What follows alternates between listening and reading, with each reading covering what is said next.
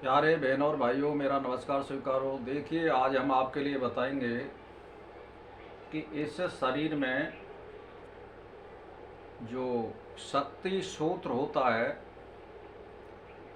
तो वो किस प्रकार से है और हम किस प्रकार से उसको हम जान सकते हैं शक्ति सूत्र को। तो देखिए, इस शरीर में, मनुष्य देह में 3.5 करोड़ नाड़ी का जाल पुरा हुआ है हर मनुष्य के शरीर में। अब इसमें प्रमुख जो नाड़ियां हैं हमारी, वो 14 हैं और 14 नाड़ी में 3 नाड़ी प्रमुख हैं। तो वो कौन कौन सी हैं कि इड़ा नाड़ी और पिंगला नाड़ी और सुषुम्ना नाड़ी। इन तीनों में जो प्रमुख है वो सुषुम्ना नाड़ी है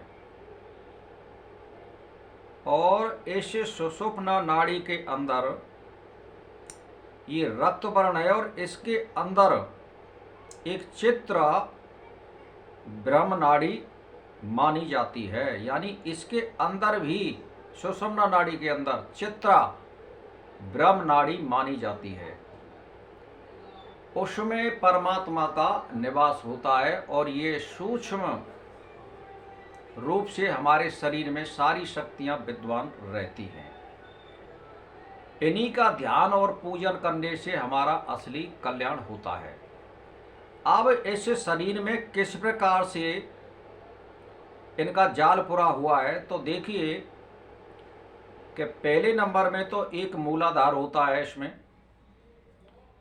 जो निचले पायदान पर होता है, शरीर के में रीढ़ की हड्डी के बिल्कुल निचले स्थान पर। फिर जो है हमारे पेशाब करने के जो संस्थान है उसके पास में स्वादिष्ठान चक्र होता है।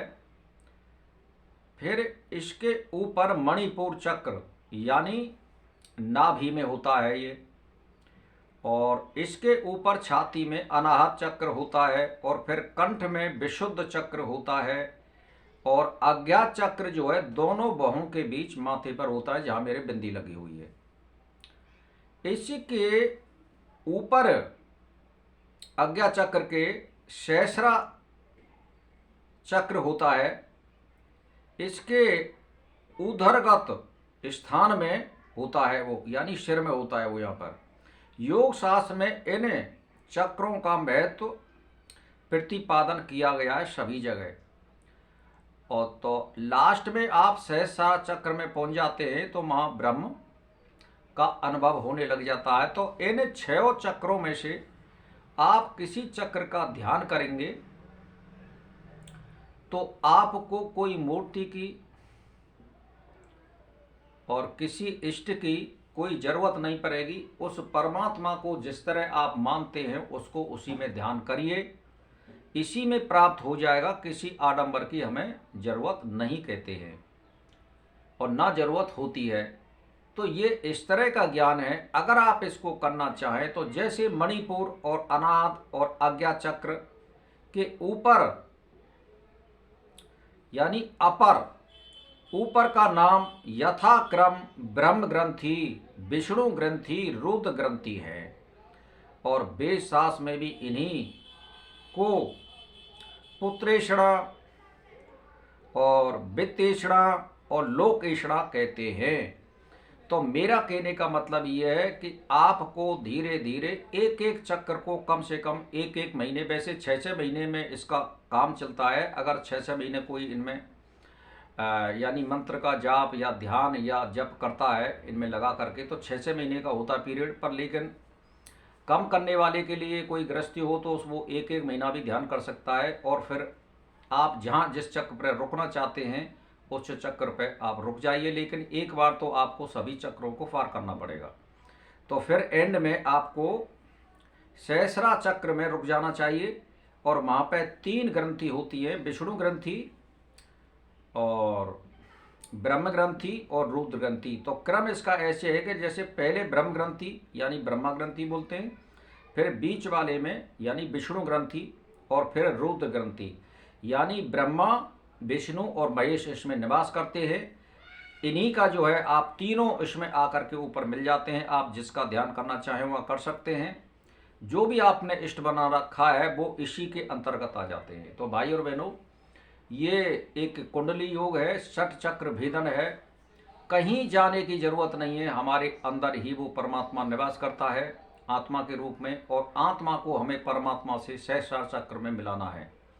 और जो कोई मनुष्य, जैसे मान के चलिए साक्षात्कार करते हैं, ये सब जो है साक्षात्कार अंदर भी हो जाता है। अगर कोई करना चाहता है तो अंदर भी परमात्मा का साक्षात्कार हो जाता है और बाहरी क्रिया से बाहर भी हो जाता है। तो एंड में आपको अंदर ही आना पड़ेगा फिर।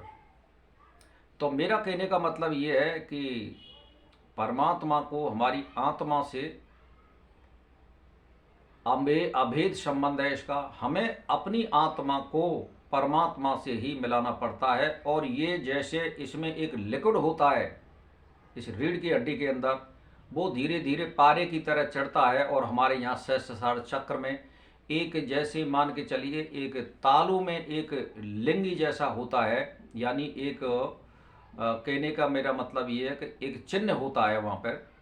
अगर जो कोई इस कुंडलियों को करना चाहे वो करके देख भी सकता है। इसके चारों ओर लिक्विड जो है जा करके मिल जाता है।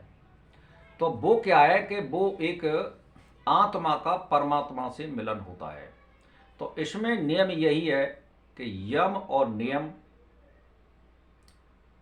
अब यम और नियम में सभी चीज आ जाती हैं। झूठ सांस ना बोलना, चोरी नहीं करना, किसी से छल कपट नहीं करना, सात्विक भोजन करना, और मतलब ये किसी को दुख नहीं देना मन कर्म वचन वाणी से, और किसी से किसी वस्तु की लालसा या इच्छा नहीं करना, ये सभी चीज़ आ जाती है। तो ये गारंटी है परमात्मा का साक्षात्कार अगर बाहरी क्रिया में करेंगे तो बाहर हो जाएगा, और अपने शरीर के अंदर इसको करना चाहते हैं तो शरीर के अंदर हो जाएगा। लेकिन शरीर के अंदर में आपको कम से कम 3 साल तप करना पड़ेगा, और वो आत्मा इस बात को जान जाएगी कि ये पूर्ण तरह से सत्य पर चलने वाला है। तो बिल्कुल निश्चित ही अंदर ही कुंडली का मिलन हो जाता है सिर में। ये आप अनुभव करके देख लो। तो भाई और बहनों, ये शक्ति कहाँ निवास करती है, किस रूप में निवास करती है? हमारी कुंडलियों के चक्र के रूप में वो 6 स्थानों में होकर के नीचे से ऊपर को चढ़ती है, और निचले पायदान से और उपले पायदान पर जाकर के वो मिल जाती है, और आत्मा और परमात्मा का मिलन हो जाता है। इसी को मोक्ष कहते हैं, इसी को ब्रह्म ज्ञान कहते हैं, इसी को मुक्ति कहते हैं, और इसी को स्वतंत्रता कहते हैं। तो परमात्मा से मिलन करने के लिए आपको नियमबद्ध तरीके से ब्रह्मचारी का पालन करना होगा, खाने पे भी कंट्रोल करना होगा, झूठ सांस से परे रहना होगा, दिनों रात परमात्मा के चिंतन में रहना होगा। और मनुष्य जन्म का मतलब यही है। रही बात ऐसी धन और दौलत की, जो परमात्मा जिसको देता है उसको वो पहले से ही चुनता है कि किस मनुष्य के लिए हमें धन देना है, किस मनुष्य के लिए हमें मान सम्मान देना है। तो ये मतलब उस परमात्मा के ऊपर निर्भर करता है कि हमें इसको क्या देना है क्या नहीं देना है। आप केवल कर्म कर सकते हैं। इसीलिए हमारा तो एक ही मतलब है, आप संसारिक कर्मों में सत्यता से कार्य करें, लेकिन परमात्मा की शरण में जरूर रहें और उसका ध्यान और चिंतन करते रहें। सब कुछ सर्व परमात्मा सही करेगा, और सही करता रहा है और करेगा भी। बस इसी के साथ मेरा नमस्कार स्वीकार हो।